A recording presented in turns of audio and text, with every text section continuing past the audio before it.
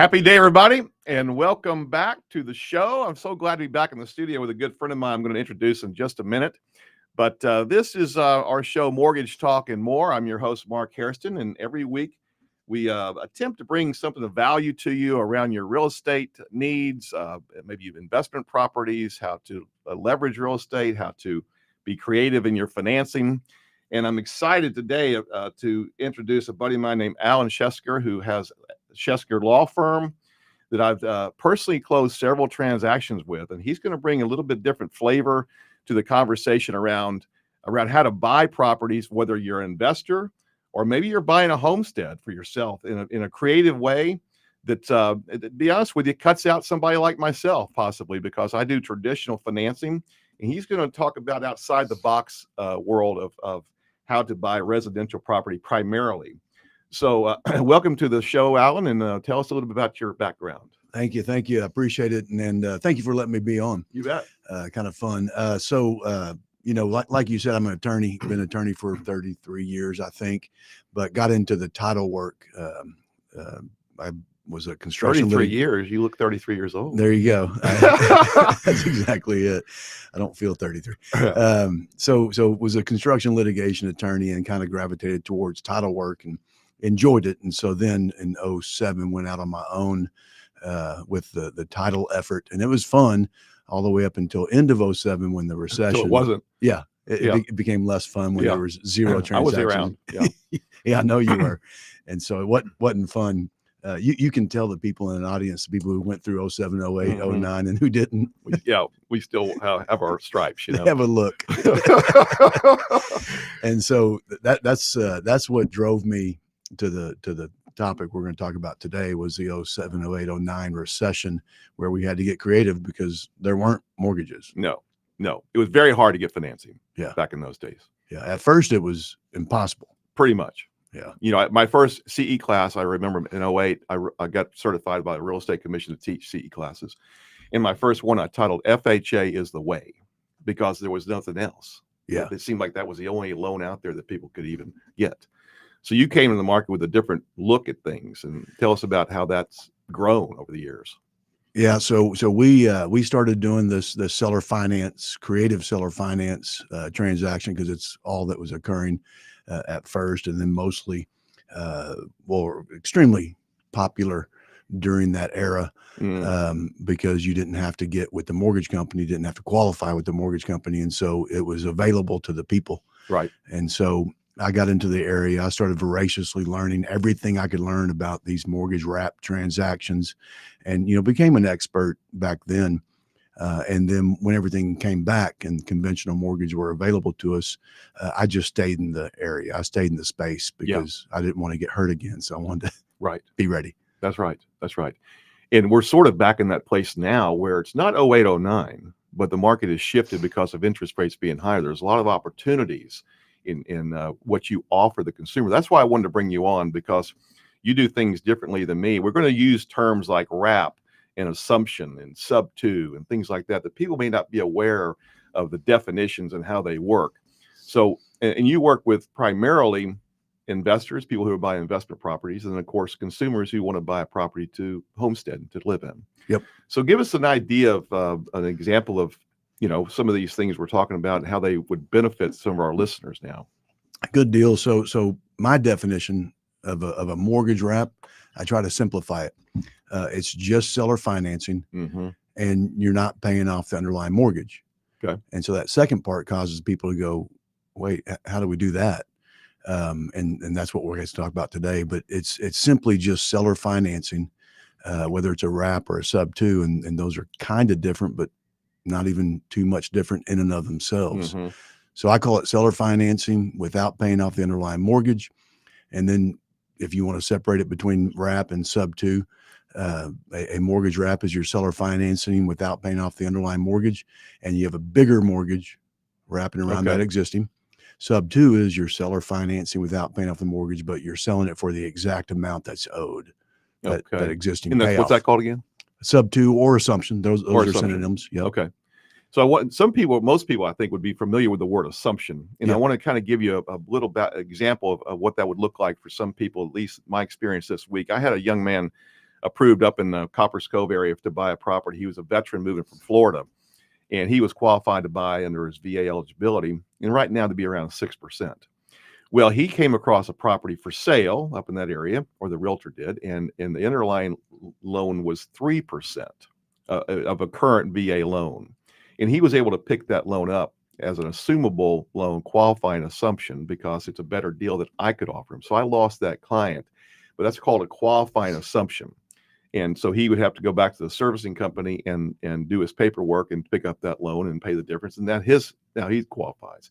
But you're going to talk about people who maybe that wouldn't work for them. So let's talk about how a client that maybe would come to you for help. So that's a fantastic example to start off with, because what happened there was that existing mortgage interest rate was more appetizing to him than what was available Yes, out there to the public. Much. Saved him hundreds of dollars. Yeah. And so what we're dealing with is essentially people are sitting there with their 2.5, 2.75, 3.5% interest rate.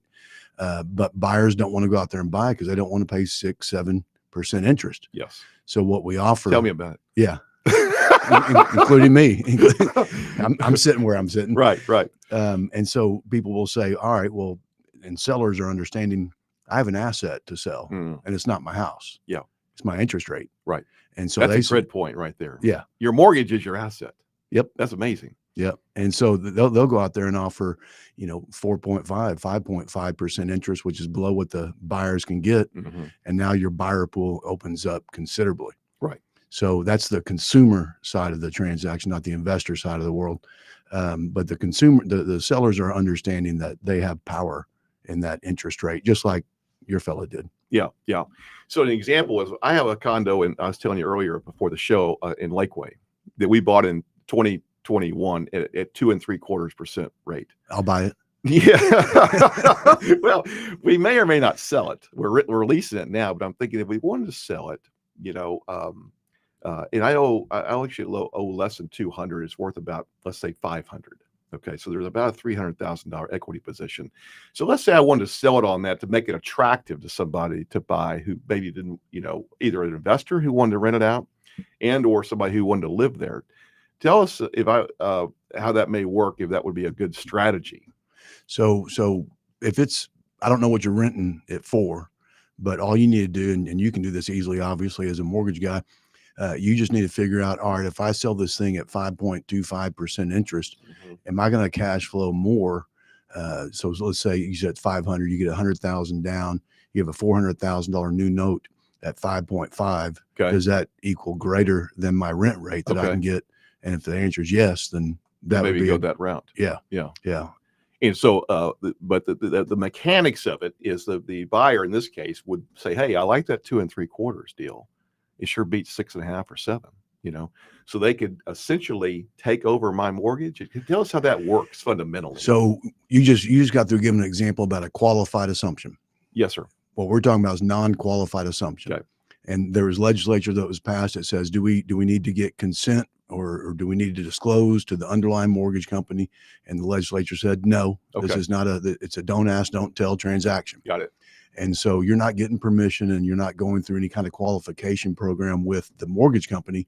You're just creating a new note that would be where you're now the mortgage company. You're the lender. Okay. Got it. And so you continue to pay your mortgage. Okay. You just receive your payment from your guy that I paying see his what you're mortgage. saying. So see you what have you're that saying. second mortgage that's wrapping around the first. Oh, okay. I knew sort of how it worked, but that makes more sense, even though we're sitting here talking about it. So I would personally, if you will, create a new mortgage for the buyer at negotiated rates between he and I in this case. Yep. And I keep the underlying mortgage. I keep paying that just like I do now. Exactly. Okay. Got it. Okay. And so then you cash flow, and what you're essentially using, other people's money. Yeah. So that 200 that you owe, that you said 2.75. Yeah. 275. So that gap between 2.75 and 5.5, we'll say, let's make it easier, 5.75, that 3% that you're getting net is free because it wasn't your money to go make 3%. Oh man. You're making percentage off of someone else's money. I need to get that on the market. I better check with my wife first. I'll take it at 3.25. Yeah, that's right. That's right. Then I can go arbitrage. Yeah. And the beauty of that, of course, is the beauty of that is it's a seller finance essentially. So you don't have to come to a lender like me and go through all the paperwork of qualifying, of all the tax returns and things like that.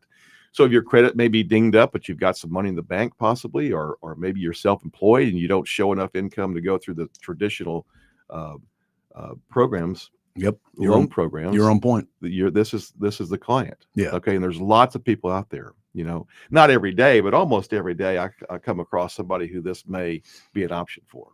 So this is really good information for me to learn. Yeah. Your non-qualifying buyers are mortgage wrap buyers. Yeah. Yeah.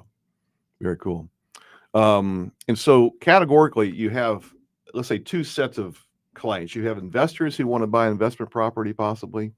And that makes it much more attractive, I think, to investors, because in my world, it's much harder to get a traditional, what you call Fannie Mae or conventional loan for lenders, for investors. Yeah. And then you have consumers who just want to buy a property and live in. So tell us about your ideal client, or maybe you don't have one, but somebody who needs your services. Well, you know, you just triggered, you reminded me of one. So I'll give you a real life example. Motivated sellers out of Lakeway. They owed about $750,000 on their mortgage. They had it listed at about $775,000. It was tight. That's not going to be enough money to pay the real estate agents, et cetera. So they were having a tough time finding buyers at $775,000. They could have sold to an end user and said, just take over my mortgage and continue paying that. We're out. So that would be sub 2 or assumption, non-qualified assumption. But what did happen, since they had, I think it was 3.25% interest rate, an investor came over and said, and it was an open house and everyone's walking through, not much interest. And he walked up to the sellers and said, I'll pay you $850,000. And so bought the house at $850,000. Now the real estate agents are real happy. There's enough for commissions and such. Sellers were out. And so they took over the mortgage, paid the difference between the $750,000 and the $850,000. You know, that was their down payment. And that investor immediately went and put it on the MLS as seller finance at below what interest rates were. Oh, man. Found a buyer at $950,000. Oh my God. Made his money, got out. So there was either way that house could have been amenable for the sub 2 or the wrap, which did happen, a mortgage wrap investor. Yeah. Yeah. Well, you know, you talked about 08 and 09, and we are in a much different world today as far as this strategy, because rates had fallen so much during the COVID years, you know, that the example that wouldn't have existed in 08, 09, that opportunity. Right. Okay. Because, you know, even back in the few years ago, we were doing loans as low as 2.25%, 2.5% on a 30-year mortgage, you know, not every one, but as low as that. I thought to myself, this could be bad for the market someday when rates start going up, at least for people like myself, which has been somewhat true. But for others, in your case, it's a world of opportunity, you know. And I was telling my wife this morning, even I wrote a loan for an investor, young man, and who's buying a property in Cedar Park to rent it out. And he's very qualified, but the seller is a short sell. And we haven't heard that term short sale in a long time. Yeah. You know, Been a while. It's been a while. And I'm thinking, I wonder what their underlying mortgage may be. Maybe it's better he do this strategy. I don't know. Any short sale is a sub 2 opportunity, depending on their interest rate. The interest rate's the asset. That's right. Not the house. That's right. So if they're sitting on a 3.25, then that short sale is a subject to possibility. So interesting. We'll go over there later. Yeah. Yeah. I got the address. Together, I right? got the address.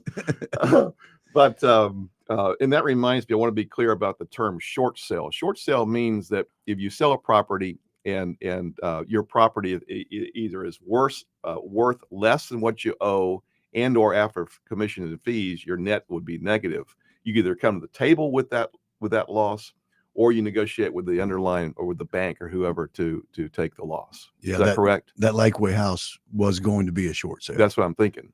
If what occurred didn't occur. Yeah.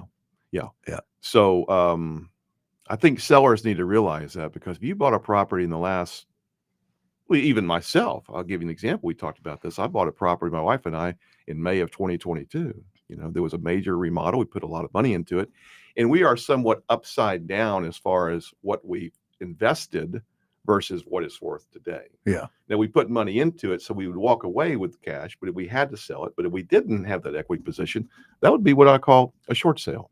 If you're going to sell that now, yeah, Yeah. you'll be fine in a few years, but Yeah. We're going to hold on to it. yeah. You know, it's on a golf course. I've always wanted to live on a golf course, even though I'm terrible at golf. I think we all are, aren't we? Yeah. Yeah. So what can we talk about as far as a little bit more about, you know, what you do? Well, But you like you said, I've seen you teach many times, and you're a great instructor, but I don't want to get out in the weeds too much, but I want to at least talk about some of the fundamentals. so if anyone's listening and they say, well, this mortgage wrap thing, I think I'll go Google that. I need to figure out what's going on. They're gonna run into something called the due on sale clause. Mhm. And it's funny. What it means is if you sell the lender's asset, that property, that's the collateral, they have the right to call the note due immediately. So it sounds pretty darn important. Yeah. And Yeah, it does. it was funny. My daughter works with me and she doesn't understand all these mechanics and things, but she was reading the due on sale clause and she came in just all concerns that, Dad, I don't know if you know this or not, but look. Yeah. You better read this. I was like, all right, sweetheart, come to my next presentation. Right. That's right. It was pretty cute. But what the reality of the due on sale clause is, I'll use a quote from someone else, an investor. He said, it's like the Loch Ness monster. You hear a lot about it, but you really never see it. Right. Mortgage companies don't care. They want their monthly payment. That's right. Mortgage companies aren't watching. So Wells Fargo, I think, has 750,000 loans. They're not checking each month to make sure that their collateral Yeah, that wasn't Jim sold. Smith sends a check. Right. Right. Right. So it's not really an issue, but it's the most often found thing when you're going to start Googling Mhm. is what's going on. So I don't want to get in the weeds like you said, but bottom line is the due on sale clause is a very, very, very remote issue. And I use three varies for a purpose there. Right. Right. And that's a very good point because it is part of the deed of trust, I assume. Yep. Yeah. The part of the deed of trust that says if this loan is transfer of title, then we want our money back. Yeah. You know, and even lenders over the years have been somewhat not brainwashed so much, but as Trump would say, it's fake news. You know, I would say that's accurate. Brainwashed. yeah, we're kind of brainwashed. And this is the way They think it's bad. they think it's bad. Now you ask them, why is this bad? They say, I They don't have know. no clue. Yeah. I couldn't answer it.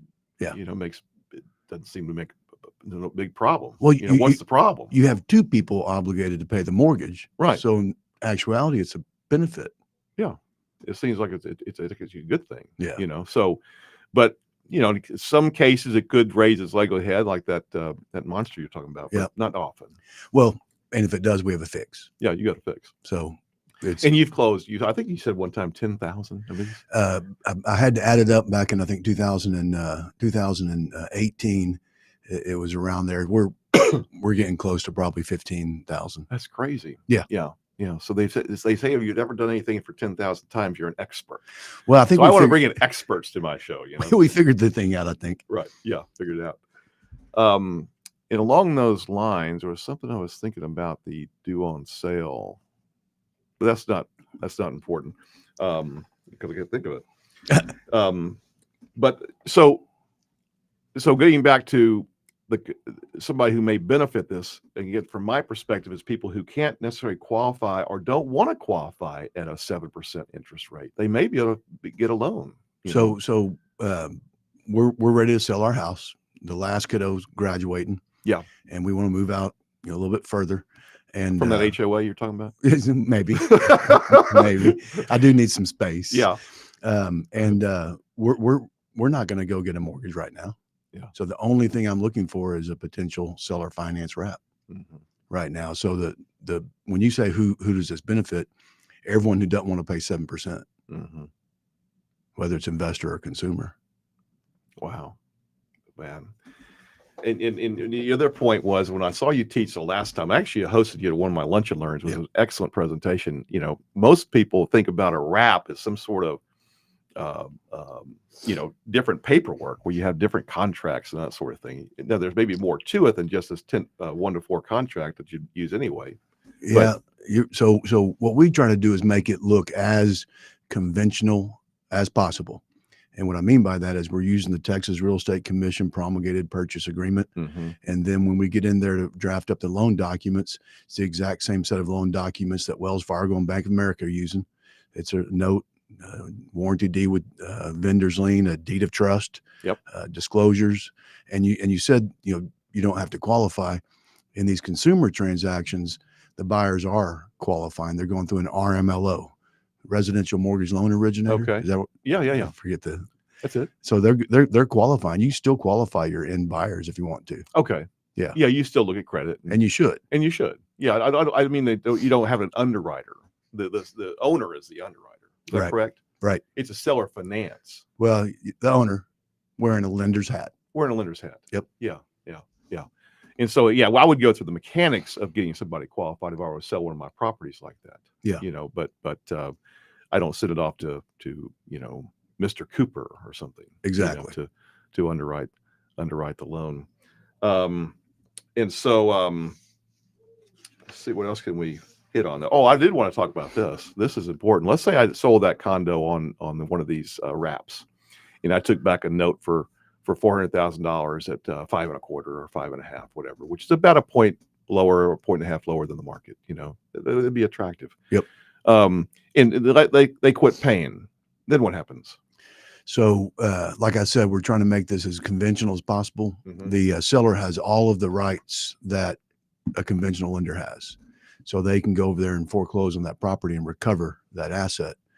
And so we're recommending people still get 10, 15, maybe 20% down. Yes. So if this bad scenario does occur, if the buyer stops paying and the seller has to take that property back, they're making money because now they get to go resell it again and get that down payment. Yeah. Now, can you walk us through a little bit of the mechanics of that? Because that would scare some people off possibly. So I do this from an investment standpoint. So I buy properties subject to, I take over the existing mortgage, Okay. pay a little bit of money to the seller, but they're out of the game. They're not owed any more money at all.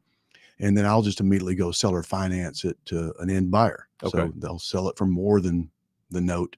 Okay. And then I cash flow, Okay. $500, $600, $700 a month. Okay. So we did that on a property up in Bell County, and Temple area bill. Yep. Whatever. Yep. And so we expect to make about $30,000-$40,000 on that project. Okay. Walk us through it real quick.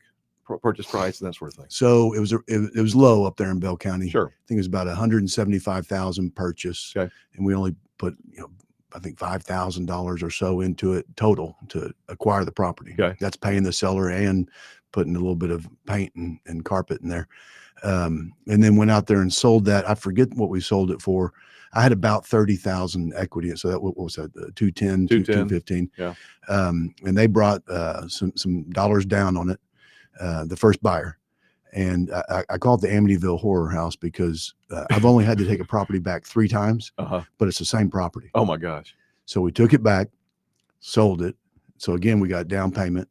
Something, catastrophic happens with the family in terms of job loss or one guy wrecked his truck twice. And so took it back, sold it, took it back, sold it again. Wow. And sold it conventional that last time because I told my wife, I said, I'm out. we're hurting people. We can't do this. Yeah. Apparently us with this house is making bad things Feel occur. bad about Yeah. Exactly. So Exactly. when we sold it the last time, now we were benefiting from an increasing market also, but instead of making about 30 to 40, we made $151,000 on that.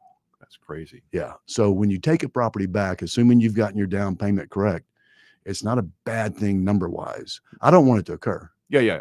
I want everyone to succeed. But assuming it did occur, of course, you're an attorney, you know the mechanics of it. But for somebody like myself, how long would it take to get a property back? Does it take 2 months or it takes 2 years?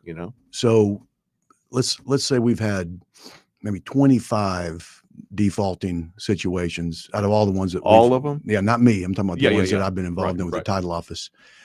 Only 2 of those have had to go to foreclosure. We resolved the other 23 with what's called a deed in lieu of foreclosure. Okay. Buyer just deeds it back. Okay. And so the 2 that had to go to foreclosure, the process is really kind of easy because Texas is a non-judicial foreclosure state. Yeah. So 20-day notice. And then after that, 21-day notice, and then set it on the first Tuesday. So 45 to 60 days to recover it. Okay, but the deed in lieu most would probably work most efficiently. Yeah. obviously. So on that one that I was talking about, we just got it back 3 times deed in lieu. Yeah.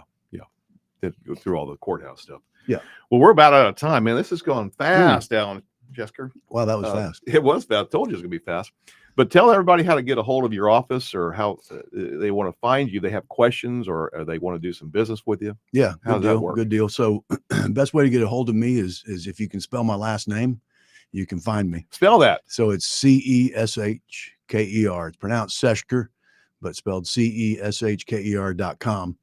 And that'll take you to how to get a hold of us. Okay, and you're in Austin. Yep. Over Yeah. Well, of, we've got Dallas, Austin, Buda office locations. I'm in Austin. okay, great. Yeah, I've been to your office. I was there the other day, matter of fact. Again, guys, if you're looking to buy properties either as an investor or to owner occupied, Alan's really somebody you want to maybe talk to, and at least expose your realtors who may not know about some of these strategies that he's an expert in, to help you make save a lot of money in these transactions. I just think it's important to know these strategies, like assumptions and these things called sub-twos and wraps. A lot of language there, but I think it's if you learn it and you're interested, he's the man to talk to. So again, I appreciate your time, and we may have to do this again. I appreciate it. Thanks for the more to opportunity. it. Yeah, I appreciate it. Thank All right, you. buddy. Thanks again.